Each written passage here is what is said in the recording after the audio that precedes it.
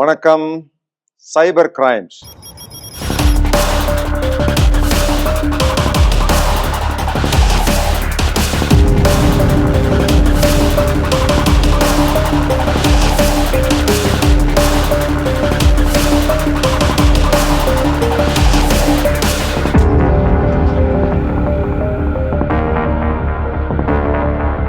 சைபர் குற்றங்கள் தான் இன்னைக்கு ட்ரெண்டிங் கிரைம் அப்படின்னு சொல்லலாம். இன்னைக்கு பிரபலமா பேசப்படக்கூடியது, இன்னைக்கு தமிழ்நாட்டு மக்களுக்கு மிகப்பெரிய பாதுகாப்பு பிரச்சனையாக இருக்கக்கூடியது சைபர் கிரைம்ஸ் தான். ஏன் சைபர் கிரைம்? சைபர் கிரைம்னா என்ன? நிறைய பேர் சைபர் கிரைம் அப்படின்னா ஒருவேளை நீங்க ஜீரோ கிரைம் அப்படின்னு நினைக்கலாம். அப்படி இல்லை. நியூரோமான்சர் அப்படின்னு ஒரு புத்தகம் வந்தது 1984. அதை எழுதின வில்லியம் ஜிப்சன் என்கிற நபர் ஒரு வார்த்தையை பயன்படுத்துறாரு, சைபர் ஸ்பேஸ். அதாவது நீங்க இருக்கிறது சென்னை, இல்லாட்டி கோயம்புத்தூர், இல்லாட்டி மதுரை. உங்க வங்கியில இருந்து 5 லட்சம் ரூபாய் பணத்தை ஒரு நபர் நைஜீரியால இருக்கிற நபர் திருடிட்டு போயிட்டாரு. பணம் போயாச்சு. நைஜீரியாவோட நபரோட தான் நீங்க பேசிட்டு இருக்கிறீங்க. உங்களுக்குள்ள ஒரு மெசேஜ் போயிட்டு இருக்கு. இப்போ அந்த நபர் உங்களை நேரா பார்க்கல, உங்களை சந்திக்கல, இந்தியாவுக்கு வரல, நீங்க நைஜீரியா போகல. ஆனால் நீங்க ஏதோ ஒரு வகையில வந்த ஆளும் நீங்களும் சந்திச்சிருக்கிறீங்க. அந்த சந்திச்ச இடம் எங்க அப்படின்னு பார்த்தா அது விண்வெளியில், எலக்ட்ரோ மேக்னெட்டிக் வேவ். நீங்க ஒரு போன் பேசுறீங்க சென்னையில இருந்து கனடாவுக்கு. உங்க போனுக்கும் கனடாவுக்கும் எந்த விதமான வயர் கனெக்ஷனும் கிடையாது, வயர்லெஸ்ல தான் போகுது. நீங்க பேசக்கூடிய பேச்சு பேக்கெட்டா மாத்தி எலக்ட்ரோ மேக்னெட்டிக் வேவ். அது வேணும்னா சூரிய ஒளியில கூட அனுப்பலாம். அதுதான் ஆப்டிக்கல் ஃபைபர். ஒளியில கூட அனுப்பலாம். நமக்கு கண்ணுக்கு தெரியாத வேவ் லெங்த் அனுப்புறாங்க. நமது முன்னோர்கள் பஞ்சபூதம்னு சொன்னாங்க, 5 மிக முக்கியமான எலிமெண்ட்ஸ். ஆனா இன்னைக்கு அது இல்லை. இன்னைக்கு மிக முக்கியமான எலிமெண்ட்ல 1 gravity, 1 electro magnetic wave, 2 nuclear force, 3 இதுதான் பெரிய பூதங்கள் அப்படின்னு நம்ம சொல்லலாம். எலக்ட்ரோ மேக்னெட்டிக் வேவ் எங்க மீட் பண்ணுது? உங்களை ஏமாத்தின ஒரு நபர் உங்கள்கிட்ட இருந்து 5 லட்சம் ரூபா இல்ல 50 லட்சம் ரூபா இல்ல 50 கோடி ரூபாவை மோசடி பண்ண ஒரு நபரும் நீங்களும் எங்கே சந்தித்தீர்கள்? அதுதான் சைபர் ஸ்பேஸ் சொன்னாங்க. எனவே இந்த மொபைல் போனை பயன்படுத்தி செய்யக்கூடிய எல்லா மோசடியும், எல்லா குற்றங்களும் சைபர் கிரைம் சொல்றோம். கம்ப்யூட்டரை பயன்படுத்தி செய்யக்கூடிய எல்லா குற்றங்களையும் சைபர் கிரைம் அப்படின்னு சொல்றோம். சைபர் கிரைமை பற்றிய ஒரு நியாயமான, முழுமையான பொது அறிவு ஒவ்வொரு குடிமகனுக்கும் இன்னைக்கு தேவைப்படுகிறது. அது இல்லை என்றால் எந்த நேரம் வேண்டுமென்றாலும், யார் வேண்டுமென்றாலும் உங்களை எளிதில் ஏமாற்ற முடியும், உங்க பணத்தை கொள்ளையடிக்க முடியும், உங்க மானத்தை வாங்க முடியும் அப்படிங்கிற நிலைமை வந்திருக்குது. எனவேதான் இந்த காணொலியை நீங்க தயவு செஞ்சு பாருங்க. உங்க நண்பர்கள், உறவினர்கள், நீங்க யாரை நேசிக்கிறீங்களோ அவங்களுக்கு அனுப்புங்க. இன்னும் சொல்ல போனா நீங்க யாரை நேசிக்கவில்லையோ அவங்களுக்கு கூட நீங்க அனுப்பி வைங்க. ஏனென்றால் உங்க எதிரி கூட இது ஒரு பெரிய மோசடியில மாட்டி சிரமப்பட்டு மிக மோசமான சூழ்நிலைக்கு தள்ளப்பட்டு, இன்னும் சொல்ல போனால் தற்கொலை செய்யக்கூடிய வகையில தள்ளக்கூடிய ஒரு மிகப்பெரிய மோசடி தான் இந்த சைபர் குற்றங்கள். எனவே இந்த சைபர் குற்றம் எப்படி நடந்தது? கம்ப்யூட்டர்ஸ் எல்லாம் கண்டுபிடிச்சு கிட்டத்தட்ட 1962லயே கம்ப்யூட்டர்லாம் இணைச்சாங்க. இந்த பில்டிங்ல இருக்கிறது, அந்த பில்டிங்ல இருக்கிறது, டிஃபென்ஸ் டிபார்ட்மெண்ட்ல இருக்கிறதெல்லாம் அமெரிக்காவில் ஸ்டான்ச்னஸ் 1984 எல்லாம் கனெக்ட் பண்ணிட்டாங்க. இந்த சமீப காலத்தில் நடந்த மிகப்பெரிய அறிவியல் புரட்சி அப்படிங்கிறது பார்க்க போனா அது இன்டர்நெட் தான். WWW world wide web. எல்லா மொபைல் போன்ஸ், எல்லா கம்ப்யூட்டர்ஸ் எல்லாத்தையும் கனெக்ட் பண்ணிட்டாங்க. கிம் பெர்னர் லீ அப்படிங்கிற ஒரு அறிவியல் அறிஞன் தான் இந்த கம்ப்யூட்டரை கனெக்ட் பண்ணக்கூடிய வேர்ல்டு வைடு வெப் www.shailendrababu.com. இந்த WWW கண்டுபிடிச்சது மிகப்பெரிய அறிவியல் கண்டுபிடிப்பு. ஆனா அவர் இந்த கண்டுபிடிப்பை விற்பனை செய்யவில்லை. அவர் என்ன நினைச்சாருன்னா, உலகத்துல 700 கோடி மக்கள் இருக்கிறாங்க, எல்லாரையும் கனெக்ட் பண்ணிக்கோமே. அப்போ அவர் அதுக்காக பணம் வாங்கல, அந்த கம்பெனியை அவர் ஆரம்பிக்கல. எனவே WWW என்பது அறிவியல் உலகத்துக்கு நான் தந்த பரிசு அப்படின்னாரு. எல்லா போன்ஸ் இன்னைக்கு கனெக்ட் பண்ணப்பட்டிருக்கு. அதான் இன்டர்நெட். இதுல என்ன நன்மை அப்படின்னா, நீங்க உலகத்தில் உள்ள எந்த மனிதரோடும் பேசலாம். நீங்க பேசுவது உலகத்தில் உள்ள எந்த மனிதரோடாலும் கேட்கலாம். நீங்க ஒரு பாடகராக இருக்கிறீங்க, நீங்க ஒரு பாட்டு பாடுறீங்க மொபைல் போன்ல, உலகத்தில் உள்ள 770 கோடி மக்களும் கேட்கலாம். நீங்கள் ஒரு கருத்து சொல்லலாம். உலகத்தில் வாழ்ந்த மிக சிறந்த அறிவியல் அறிஞர்கள், சிந்தனையாளர்கள், மாற்று கருத்து உள்ளவர்கள், அவர்களுடைய பேச்சை கேட்கலாம், பயிற்சி எடுக்கலாம். உலகத்தில் உள்ள எந்த மொழி வேண்டும் என்றாலும் கற்றுக்கொள்ளலாம். இதெல்லாம் இந்த இன்டர்நெட் நமக்கு கொடுக்கிறது மிகப்பெரிய நன்மை. Social media. இந்த சோசியல் மீடியால உலகத்தில் உள்ள எல்லா செய்திகளும் சேர்ந்துரும். நீங்க எதை கேட்க விரும்புகிறீர்களோ, நீங்கள் எதை பார்க்க விரும்புகிறீர்களோ எல்லாத்தையும் அதே கணம் அதே கண்டுபிடிச்சு கொடுத்துருக்குது. Artificial intelligence. இப்படி மிகப்பெரிய நன்மைகள் இன்டர்நெட் உலகத்துல கண்டிப்பா இருக்கு. இதுல நீங்க தொழில் தொடங்கலாம், வருமானம் ஈட்டலாம், கல்வி கற்கலாம், மொழி கற்கலாம், அறிவியல் கற்கலாம், கம்ப்யூட்டர் கோடிங் கற்கலாம், எது வேண்டுமென்றாலும் செய்யலாம். ஆனால் இந்த உலகத்தில் உள்ள எல்லா மக்களும் இன்னைக்கு ஒன்று இணைந்திருக்கிற இந்த நேரத்துல இப்ப என்ன சொல்றாங்க, ஒரு 10 வருஷத்துக்கு முன்னாடி வெறும் 15% மக்களுடைய போன்ல தான் இன்டர்நெட் இருந்திருக்கு. சில காலத்துக்கு முன்னாடி வரைக்கும் ஒரு 20%, 30%. இன்னைக்கு 65% 70% மக்கள், 112 கோடி மக்களிடத்துல அவங்க மொபைல் போன்ல இன்டர்நெட் இருக்குன்னு சொல்றாங்க. தமிழ்நாட்டுல இன்னும் அதிகம். பிறந்த குழந்தை, பச்சை குழந்தைகளை தவிர மற்ற எல்லார்கிட்டையும் இன்னைக்கு மொபைல் ஃபோன் வந்தாச்சு. ஏன் பச்சை குழந்தைகள்ட்டே கொடுத்துறாங்க. ஒரு மொபைல் ஃபோனை கொடுத்துட்டு ஒரு பாட்டை போட்டு விட்டுட்டு அல்லது ஒரு டான்ஸை போட்டு விட்டுட்டு இதை பாருன்னு சொல்லி கொடுத்துட்டு போயிடுறாங்க. ஸோ இந்த சூழ்நிலையில் இன்டர்நெட் உலகத்துல மொபைல் ஃபோன்ல ஒரு மிகப்பெரிய ஆபத்து கூட சூழ்ந்திருக்கு. இந்த ஆபத்தையும் நீங்கள் தேர்ந்தெடுக்க வேண்டும். இதுல ரகசியம் என்னன்னா, உங்களை தொடர்பு கொள்ளக்கூடிய நபர் உங்க பணத்தையோ, உங்க கௌரவத்தையோ, உங்க மானத்தையோ திருடக்கூடிய நபராகவும் இருக்க முடியும். பெரிய ஆபத்து கூட உங்களுக்கு வர முடியும். எனவே இந்த ஆபத்திலிருந்து உங்களை பாதுகாத்துக் கொள்ள வேண்டிய பொறுப்பு உங்களுக்கு இருக்கு.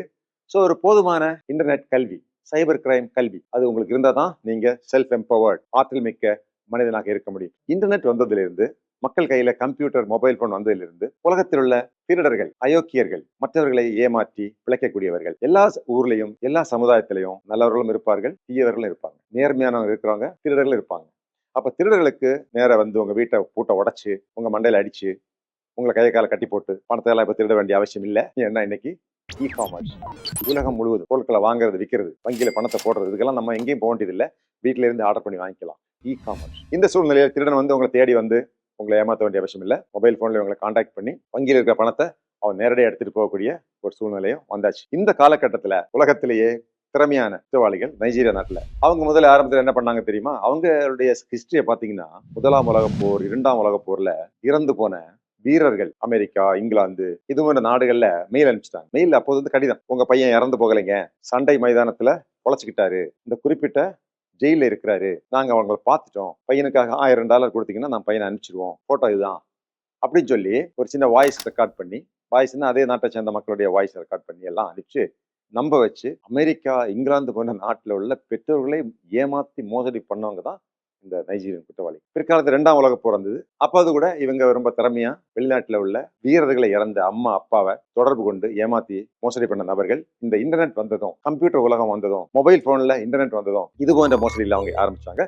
அப்ப என்ன ஆகும்னா, ஒரு 25 வருஷம் 30 வருஷத்துக்கு முன்னாடி உங்களுக்கு ஒரு மெயில் வரும், இந்த மாதிரி உங்களுக்கு ஒரு lottery விழுந்திருக்குங்க, $50 million or 50 million UK pounds உங்களுக்கு விழுந்திருக்கு, 50 கோடி ரூபா, 100 கோடி ரூபா லாட்டரி விழுந்திருக்கு, அதை நாங்க அனுப்ப போறோம் அப்படின்னு சொல்லி ஒரு 35,000 முதல்ல அனுப்புங்க அப்படின்னு சொல்லி தொடர்பு கொண்டு 35, அப்புறம் 60, 70, 80, $1000, $1,00,000 சொல்லிங்க, அங்க இருந்து மும்பைக்கு வாங்க, பணத்தை எடுத்துட்டு போங்க, ஏர்போர்ட்ல இருக்கு, எடுத்து கொடுக்குறோம் அப்படின்னு சொல்லி அந்த நைஜீரியா நாட்டை சேர்ந்த சில குற்றவாளிகள் இங்க சுத்திட்டு இருந்தாங்க. அவங்க என்ன பண்ணுவாங்க, வாங்க இப்போ ஒரு 5 லட்சம் கொடுத்துட்டீங்க, இன்னொரு 5 lakhs கொடுங்க, உங்களுக்கு 50 கோடி ரூபா இந்தியன் கரன்சி இப்போ கொடுக்க போறோம், அது US$ கொடுக்க போறோம் அப்படின்னு மும்பைக்கு வர சொல்லி ஒரு பெட்டியில வந்து பணத்தை எல்லாம் அடுக்கி வச்சுங்க, மேல டாப்ல மட்டும் சில டாலர் வச்சுக்கிறது, இல்லை இந்தியன் பணம் வச்சுக்க வேண்டியது, அவசர அவசரமா போலீஸ் எல்லாம் வராங்கன்னு சொல்லி அதை கட்டி கையில கொடுத்துட்டு 10 லட்ச ரூபா வாங்கிட்டு அப்படியே எஸ்கேப் ஆகுறது. இப்படிப்பட்ட சில வழக்குகளை நான் விசாரிச்சிருக்கேன். இதெல்லாம் ஆரம்ப கட்டத்துல. இப்போ சில நேரத்துல வரும், மொபைல் போன் நம்பருக்கு ஒரு லாட்டரி அடிச்சிருக்கு, 50 கோடி ரூபாய் உங்களுக்கு கிடைச்சிருக்கு, இதை உங்களுக்கு அனுப்புறதுக்காக எல்லாம் செலவெல்லாம் இருக்கு, அதுக்காக அனுப்புங்க, இல்ல உங்களுடைய டிரான்ஸ்போர்ட்டேஷன் காஸ்ட், கஸ்டம்ஸ் டியூட்டி இதெல்லாம் இருக்கு, இன்கம் டேக்ஸ் கட்ட வேண்டிய அதுக்காக செலவு அப்படின்னு கொஞ்சம் கொஞ்சமா காசை கேட்டு வாங்கி அப்படியே மாத்திட்டு இருந்தாங்க. இப்படி பல்வேறு விதமான மோசடிகள் ஆரம்பத்துல கொஞ்சம் கொஞ்சமா ஆரம்பிச்சாங்க. ஒரு சமூக சேவகி, அவங்க நியாயமான சமூக சேவை பண்ணிட்டு இருக்காங்க, உங்களுக்கு ஒரு UN மெடல் கொடுக்க போறோம், அவார்டு கொடுக்க போறோம் ஜெனீவாவில், எனவே கங்க்ராச்சுலேஷன்ஸ் அப்படின்னு சொல்லி ஒரு யுனைடெட் நேஷன்ஸ் எம்ப்ளம் எல்லாம் போட்டு அவங்களும் சரி நம்ம நல்ல காரியம் தான் பண்ணிட்டு இருக்கிறோம், ரெகக்னைஸ் பண்ணியிருக்காங்க போல இருக்கு அப்படின்னு சொல்லி அவங்க பாஸ்போர்ட் எல்லாத்தையும் அனுப்பிச்சு வச்சுட்டாங்க. ஸோ பாஸ்போர்ட் ப்ராசஸுக்காக 35,000 கட்டிட்டாங்க. ஃப்ளைட் செலவு, மற்ற சின்ன செலவுகள், இதுக்காக ஒரு 2 லட்ச ரூபா அனுப்புங்க அப்படின்னு கேட்குறாங்க. ஆனால் அவங்களுக்கு அவங்க ஃபேமிலி கொஞ்சம் ரிலேஷன்ஸ் எல்லாம் கூட யுனைடெட் நேஷன்ஸ்ல இருக்கிறாங்க. அவங்களுக்கு ஃபோன் பண்ணி இந்த மாதிரி எனக்கு யுனைடெட் நேஷன்ஸ்ல இந்த மாதிரி ஒரு அவார்டு கொடுக்க போறாங்க, கொஞ்சம் வெரிஃபை பண்ணி சொல்லுங்கன்னு சொல்லி அவங்க செக் பண்ணி பார்த்தா அவங்களுக்கு ஒரு சந்தேகம் வருது. ஸோ யாராவது உங்களை கான்டாக்ட் பண்ணி லாட்டரி அடிச்சிருக்கு, இல்லை உங்களுக்கு வேலை கிடைச்சிருக்கு, இல்லை உங்களுக்கு இந்த மாதிரி இன்வெஸ்ட்மெண்ட் பிளான் இருக்கு, வேலையை கிளிக் பண்ண போங்க அப்படின்னு சொன்னாலே கொஞ்சம் சந்தேகப்படுங்கள். அவங்களுக்கு சந்தேகம் வந்து கேட்டாக்கா அவங்க சொல்றாங்க, இப்படி ஒரு மெடலே கிடையாது, இப்படி ஒரு சர்வதேச விருதே கிடையாதுன்னு சொல்லிட்டாங்க அவங்க.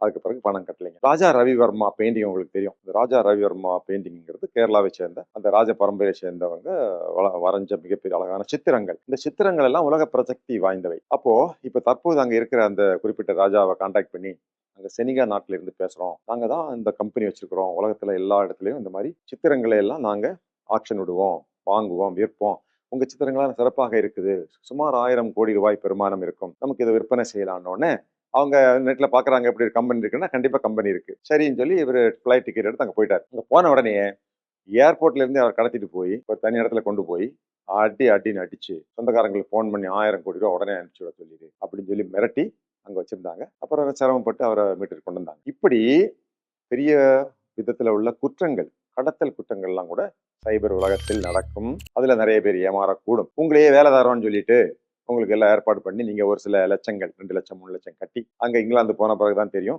உங்களுக்கு இப்படி ஒரு வேலை கிடைச்சதே ஃபேக்கு.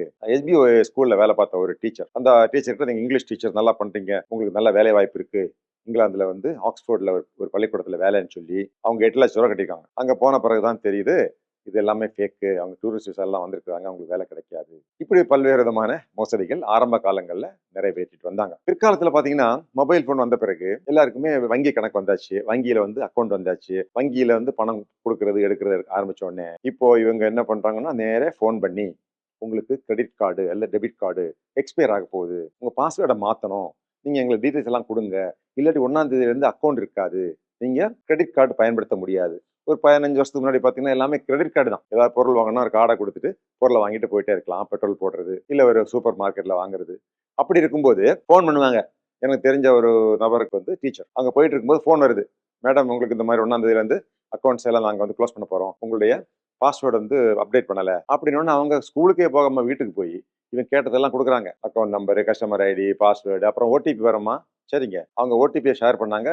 அந்த அக்கௌண்ட்ல இருந்து 50,000 ரூபாய் அப்படி எடுத்துட்டு போயிட்டான். இதெல்லாம் ஆரம்ப காலங்களில் நடந்த சாதாரணமான மோசடிகள். காவல்துறையில கிட்டத்தட்ட 1,25,000 காவலர்கள் இருக்காங்க தமிழ்நாடு காவல்துறை. ஒரு குறிப்பிட்ட நம்ம இடத்துல இருந்து குறிப்பிட்ட நம்பர் எல்லாம் கண்டுபிடிச்சு எல்லாமே இருக்கும். உங்களுக்கு நண்பர் எண் பர்டிகுலர்லி ஆஃபிஷியல் நம்பர் எல்லாமே எங்கேயாவது இடத்துல காவல்துறை தமிழ்நாடு காவல்துறையோட நம்பர் என்னன்னு சொல்லி கரெக்டா எல்லா இடத்துலயுமே இருக்கும். அந்த எல்லாருக்குமே போன் பண்ணி ஒரு சில நாட்களுக்குள்ள சுமார் 6,000 பேர்ட்ட இருந்து பணம் பிடிக்கிட்டாங்க. இந்த மாதிரி உங்களுடைய அக்கௌண்ட்டை அப்டேட் பண்ணணும், எனவே உங்க கஸ்டமர் ஐடி கொடுங்க, உங்க பாஸ்வேர்டை கொடுங்க, ஓடிபி வரும், அந்த நம்பர் கொடுங்க அப்படின்னு கேட்டு வாங்கி அவங்க அக்கௌண்ட் அவங்களே ஹைஜாக் பண்ணி எடுத்துட்டு போய் ஒட்டுமொத்த பணத்தையும் அபேஸ் பண்ணிட்டு போயிட்டாங்க. பெரும்பாலும் மக்கள் இது போன்ற மோசடியில பாதிக்கப்படுறது கிடையாது. இது போல படிப்படியான குற்றவாளிகள் புது விதங்களில் நமது மோசடிகளை நிறைவேற்றி கொண்டிருக்கிறாங்க. இதுல ஒரு செய்தி என்னன்னா, ஒரு காலத்துல வெளிநாட்டுல இருக்கக்கூடிய சில நாடுகள், அதாவது நைஜீரியா போன்ற நாடுகளில் உள்ள குற்றவாளிகள் இது போன்ற குற்றங்கள் ஈடுபட்டிருந்தாங்க. இப்போது அந்த நாட்டுல மட்டும் இல்லைங்க, Cambodia, Laos, Vietnam, Philippines, Thailand இது போன்ற நாடுகள் எல்லாம் கூட ஒரு ஐடி கம்பெனி மாதிரி வச்சுட்டு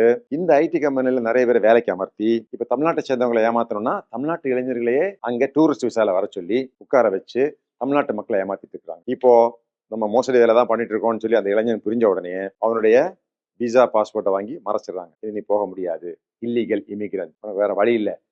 அதே மீறி நீங்க வந்து எம்பசிக்கெல்லாம் போன் பண்ண சொல்லிட்டீங்கன்னா இந்த இளைஞர்களுக்கு அங்க மது, மாது, போதை பொருட்கள் இதெல்லாம் கொடுத்து அவங்கள அடிமையாக்கி வச்சு பணத்தையும் கொடுத்து ஒரு ஒரு அடிமை மாதிரி வச்சிருக்காங்க. அதுக்கு பேர் கூட சைபர் ஸ்லேவ்ஸ், சைபர் அடிமைகளை உருவாக்கி அங்க வச்சிருக்காங்க. 1,200க்கும் மேற்பட்டவர்கள் விசால போனவங்க, அதாவது டூரிஸ்ட் விசால போனவங்க இன்னும் தமிழ்நாட்டுக்கு திரும்பி வரலன்னு ஒரு புள்ளி விவரம் சொல்லுது. அங்கே இந்திய அளவுல கூட சுமார் 25,000 பேருக்கு மேல அங்க போய் இன்னும் டூரிஸ்ட் விசாவில் அங்கே இருக்கிறதாக சொல்றாங்க. இவங்க எல்லாம் இந்த மாதிரி குற்றங்களுக்கு ஈடுபடுத்தக்கூடும் அப்படிங்கிற பெரும் சந்தேகமும் அங்க இருக்கு. இந்த நாடுகளையும் நிறைய பேர் இப்போ மோசடி கம்பெனிகளை வச்சுட்டு நம்ம இந்தியா, தமிழ்நாடு போன்ற இடங்களை தான் டார்கெட் பண்றாங்க. ஏன்னா இந்த பகுதியில நமது மக்களை எளிதில் ஏமாற்ற முடியும். அது எப்படி ஈஸியில ஏமாந்துடுறாங்க, அதுக்கு என்ன சைக்காலஜி, இந்த ஏமாற்றக்கூடிய நிகழ்ச்சி எப்படி நடக்குது, அந்த சீக்வன்ஸ், அந்த ப்ராசஸ் பத்தி நம்ம அப்புறமா சொல்றேன். வட இந்தியா ஜார்க்கண்ட் அப்படிங்கிற ஒரு மாநிலத்துல ஜாம்தாரா அப்படிங்கிற இடத்துல பல கம்பெனிகள், மோசடி கம்பெனிகள், சைபர் மோசடி கம்பெனிகள் உருவாகி கம்ப்யூட்டர், மொபைல் போன்ஸை வச்சு, ஆயிரக்கணக்கான மொபைல் போன்ஸை வச்சு, சிம் கார்டை வச்சு ஆயிரக்கணக்கான இளைஞர்களை வேலைக்கு அமர்த்தி இந்த மோசடியில் ஈடுபட்டிருக்காங்க. அதே மாதிரி நூ அப்படிங்கிற ஒரு இடம் ராஜஸ்தானுக்கும் யூபிக்கும் பார்டர்ல இருக்கு. அந்த இடம் மதுரா அப்படிங்கிற இடம், இப்படிப்பட்ட பல்வேறு இடங்கள்ல நிறைய கம்பெனிஸ் வச்சு, இன்னும் சொல்ல போனா நிறைய இடம் பாத்தீங்கன்னா குற்றவாளிகளுடைய கூடாரம். அங்க போய் நமது காவல்துறையினர் போய் இந்த மொபைல் போன் யாருடைய போன் பாத்தீங்கன்னா அவன் அஸ்ஸாமில் எவனாவது ஒருத்தவங்க போனார். இந்த மொபைல் போனை பயன்படுத்தினவன் யாருன்னு பார்த்தா அவன் இந்த ஜாம்தாரால இருக்கக்கூடிய ஆளா இருக்கும். அவன் யாருக்கு வேலை பார்க்கறான்னா அது யாருக்குமே தெரியாது. ஒட்டுமொத்த முதலாளி யாருன்னு தெரியாது. காவல்துறை போய் இவனை கண்டுபிடிச்சு இவனை பிடிச்சு அங்க இது கொண்டு வர்றது ரொம்ப கஷ்டம். உள்ளூர் போலீஸ் உதவி இல்லாம எங்கேயும் போக முடியாது. அங்க வந்து ஒரு முறை பிடிக்க போன போலீஸ் அதிகாரிகள் மேல துப்பாக்கி சூடு நடந்திருக்கு. ஒரு துப்பாக்கி சூடுல நம்ம இன்ஸ்பெக்டர் இறந்து போயிட்டாரு. காவல்துறை மீது பயங்கரமான அபண்டமான போய் சுமத்துவாங்க. ஒரு முறை நாங்க குஜராத்ல ஒரு குற்றவாளியை பிடிக்க போய் அவங்க வந்து பெரிய மோசடி மன்னனுங்க. திருச்சியில இருந்து நமது காவல்துறை போனா எங்கிட்ட லஞ்சம் வாங்க போறான்னு சொல்லி லஞ்ச ஒழிப்புத்துறைக்கு தகவல் கொடுத்து அந்த லஞ்ச ஒழிப்புத்துறை நம்ம காவல்துறையினரை கைது பண்ணி வச்சிருக்காங்க. நாங்க இவனை வர சொன்னதே நீங்க வாங்க செட்டில் பண்ணிடலாம் அப்படின்னு சொல்லி ஒரு லியூர் பண்ணி பெரிய அதிகாரிக்கு தகவல் கொடுத்து இப்படி சொன்னாதான் வருவானுவோம், இந்த மாதிரி நமக்கு நீங்க வாங்க செட்டில் பண்ணலாம், நம்ம பேசி முடிக்கலாம்னு சொல்லி வர சொன்னா அவன் போய் அங்க போய் எங்கள்ட்ட லஞ்சம் கேட்கறான் அப்படின்னு சொல்லி நம்ம அதிகாரிகள் அவங்க கைது பண்ணிட்டு கூட்டு போயிட்டாங்க. அப்புறம் அங்க உள்ள பெரிய அதிகாரிகள்லாம் சொல்லி இது நாங்க எல்லாம் தெரிஞ்சுதான் பண்றோம், குற்றவாளி பிடிக்கிறதுக்காக தான் இப்படி திட்டம் போட்டு நாங்க செஞ்சோம்னு சொல்லி கஷ்டப்பட்டு அப்புறமா போலீஸ் அதிகாரிகளை மீட்டு கொண்டு வர வேண்டிய சூழ்நிலை ஆயிப்போச்சு. இப்படிப்பட்ட பயங்கரமான ஒரு சூழ்நிலையில தான் இவங்க இப்ப ஆபரேட் பண்றாங்க. ஸோ இவர்களை போய் பிடிக்கிறதுல கடினமான காரியம். ஆனால் தமிழ்நாடு காவல்துறை பிரமாதமான புலன் விசாரணைகளை மேற்கொண்டு இந்த குற்றவாளிகள் எல்லாம் எந்த மூலையில் இருந்தாலும் போய் பிடிச்சு அந்த பணத்தை மீட்டு கொண்டு வந்திருக்கிறாங்க. சென்னை காவல்துறை நிறைய பண்ணியிருக்கு, கோவை காவல்துறை, மாவட்ட காவல்துறைகள். சமீபத்துல தேனி மாவட்ட காவல்துறையினர் சப் இன்ஸ்பெக்டர் தாமரைக்கண்ணன் தலைமையில ஒரு அணி அங்க போய் கொடுமையான குற்றவாளிகளை பிடிச்சு கொண்டு வந்திருக்கிறாங்க. தொடர்ந்து நீங்கள் ஏமாளிகளாக இருந்தால், லட்சக்கணக்கான நீங்கள் ஏமாந்து விட்டால் என்ன செய்ய முடியும்? தமிழ்நாட்டில் மட்டும் ஒரு ஆண்டுக்கு சராசரியாக இப்போதெல்லாம் 1,75,000 பேர் புகார் கொடுத்திருக்கிறாங்க. ஒரு ஆண்டுக்கு ஏமாந்துட்டோம், காப்பாத்துங்க, பணத்தை வாங்கி கொடுங்க அப்படின்னு. புகார் கொடுக்காதவங்க நிறைய பேர் இருக்கலாம். ஸோ ஏமாறப்பட்டவர்கள் இதுக்கு அதிகமாக இருக்க முடியும். கடந்த ஆண்டு மட்டும் 1,72,000 பேர் இந்த மோசடியில் சிக்கி பணத்தை இழந்து விட்டார்கள் என்றால், இந்த நிகழ்ச்சியை பார்த்து விவரங்களை புரிந்து கொள்ளாமல் இருந்தால் அடுத்த நபர் நீங்களா கூட இருக்க முடியும். எனவேதான் இந்த நிகழ்ச்சியை எப்படியெல்லாம் சைபர் குற்றவாளிகள் நம்மளை ஏமாத்துகிறார்கள் என்ற இந்த செய்தியை முன்கூட்டியே நீங்களும் புரிந்து கொண்டு நண்பர்கள், உறவினர்கள், எதிரிகள் எல்லாருக்குமே நீங்க தயவு செஞ்சு ஷேர் பண்ணுங்க.